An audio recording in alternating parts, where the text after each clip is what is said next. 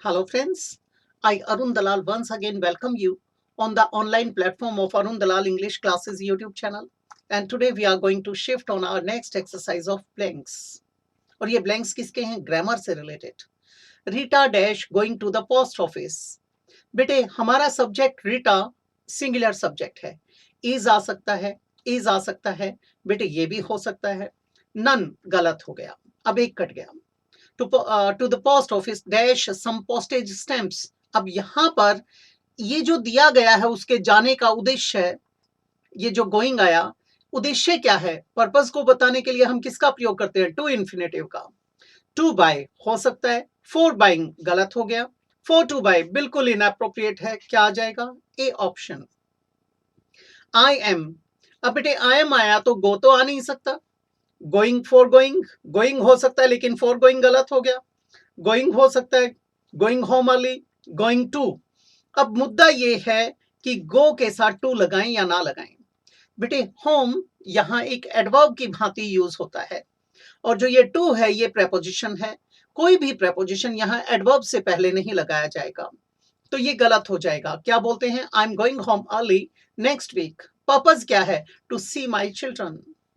What dash the weather dash in Kashmir Valley the day before yesterday. अब यहां देखेंगे. What dash the weather. हमारा subject क्या है बेटे? The weather. वेदर हमारा सिंगुलर सब्जेक्ट है तो वर तो आ नहीं सकता, वर तो प्लूरल हो गया. वॉज आ सकता है, इज आ सकता है, वॉज आ सकता है, सारे आ सकते हैं. फिर कहता है बेटे द डे बिफोर यस्टरडे. अब ये किसकी तरफ इंडिकेट कर रहा है? ये तो पास्ट टाइम रेफरेंस है, इसका मतलब इज नहीं आएगा. अब वॉज आ सकता है, वॉज आ सकता है. अब मुद्दा है एज का और लाइक का. जब आप यहाँ मौसम की बात करते हैं तो वहां पर बोला जाता है what was the weather like, ना कि एज. ठीक है, ऐसा क्यों? उसका कारण समझिए. लाइक यहाँ पर किसका काम करता है बेटा? एक तरीके से प्रेपोजिशन का काम करता है. और किस अंदाज में बोला गया है कि किस प्रकार का था, उसका सॉर्ट, उसका काइंड पूछा गया है. जबकि एज यहां पर गलत हो जाएगा, क्योंकि एज एक कंजंक्शन का काम कर सकता है, एडवर्ब का काम कर सकता है. आगे बढ़ते हैं बेटे. नेक्स्ट है हमारा dash is the weather like dash. Is आया बेटे. व्हाट इज हो सकता है, व्हाट इज हो सकता है, हाउ हो सकता है, हाउ हो सकता है.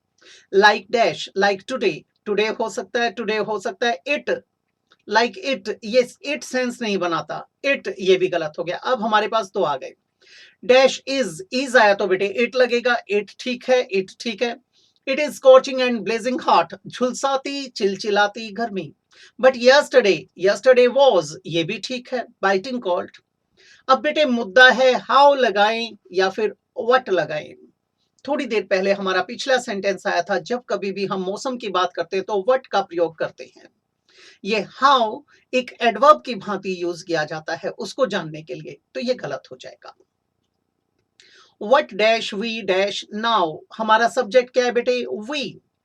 we प्लूरल है तो प्लूरल वर्ब आएगा, लेकिन यहाँ तो मॉडल्स हैं. मॉडल्स में तो सिंगुलर प्लूरल का चक्कर यहाँ खत्म हो जाता है लगभग. will आ सकता है, would. नाउ की बात आई तो would को हम ड्रॉप कर देंगे. ये हो सकते हैं हमारे, shall भी हो सकता है. अब मुद्दा था बेटे हमारा फर्स्ट पर्सन आया. यहाँ फर्स्ट पर्सन आता है तो मुख्य रूप से प्रेफरेंस देते हैं हम shall को सिंपल स्टेटमेंट के अंदर. अगर आप सिंपल फ्यूचर की बात करते हैं तो शेल का, और एम्फेटिक फ्यूचर की बात करते हैं तो विल का प्रयोग करते. अब इसको ड्रॉप कर देते हैं. शेल शेल आगे डू, हमें पता चल गया भाई शेल और डू तो आएगा. उसके बाद डैश गो राइडिंग हॉर्सेस. अब एक बात देखिए, यहां पर बात किसकी की गई थी? वी की. ठीक है, वी की गई थी तो वी से रिलेटेड हमारा प्रोनाउन आएगा. मी तो आ नहीं सकता. क्या आ जाएगा बेटे? लेट्स. तो हमारा ये बन जाएगा. What is the weather dash like tomorrow. Future की बात है, इज आया है. गोइंग टू, गोइंग टू के बाद यहां पर वर्ब देना चाहिए था, जैसे बी हो सकता है या कुछ और. ये कट गया हमारा. गोइंग टू भी ठीक है, गोइंग टू भी ये भी ठीक है, ये भी ठीक है. Sunny dash we go on boating then. अब यहां पर एक चीज देखिए, इसने पूछा कल कैसा मौसम होगा, ये तो ठीक था. उसके बाद ये कहता है सनी रहेगा. धूप खिली रहेगी। अब फिर क्या कहता है, क्या हम चलें? अब इस वाक्य के अंदर बेटे सजेशन या प्रपोजल का बोध हो रहा है। और इंटरोगेटिव में जब यहाँ सजेशन और प्रपोजल की बात की जाती है तो अभी अभी बात आई थी, वी से पहले जो मॉडल लगेगा वो विल नहीं लगाएंगे, आर बिल्कुल गलत हो जाएगा, क्या लगाएंगे? Shall be. चलें क्या? ये बन जाएगा, dash are you going to eat? Bread and butter with omelette. अब बेटे क्या खाने जा रहे हैं? तो इसमें वट आ सकता है, वेयर तो गलत हो गया, वेयर होता तो फिर यहाँ प्लेस आना चाहिए था। वट आ सकता है बेटे, वट आ सकता है, हु गलत हो गया, आदमी को थोड़ी ना खाना है। अब वट आ गया, dash are you going to eat in the cafeteria near my house. अब ये प्लेस आ गया। वेन तो टाइम को बता रहा है, ये कट गया, क्या आ जाएगा हमारा? B option. जब कभी भी इन्हें करें तो एलिमिनेट करें और टुकड़े कर दें इनके, और कभी भी आंसर देने से पहले अपने क्वेश्चन को बारीकी से देखा करो, उसमें पूछा क्या गया है। Dash is Solomon going to get married. अब इज आया बेटे, dash is Solomon going to get married.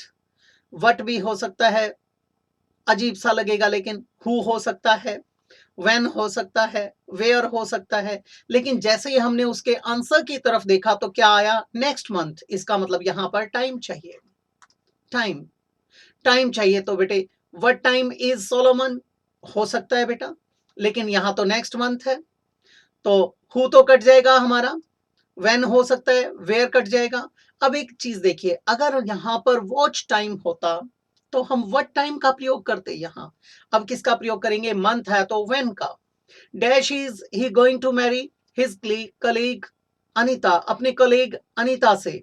अब यहां पर बंदे की बात की गई है, बंदे की बात की गई है, तो बेटे यहां पर हु हुज हुम में से लगेगा। अब एक चीज देखो, शादी कौन करेगा? शादी तो ही को करनी है, किससे करनी है? ऑब्जेक्ट से करनी है।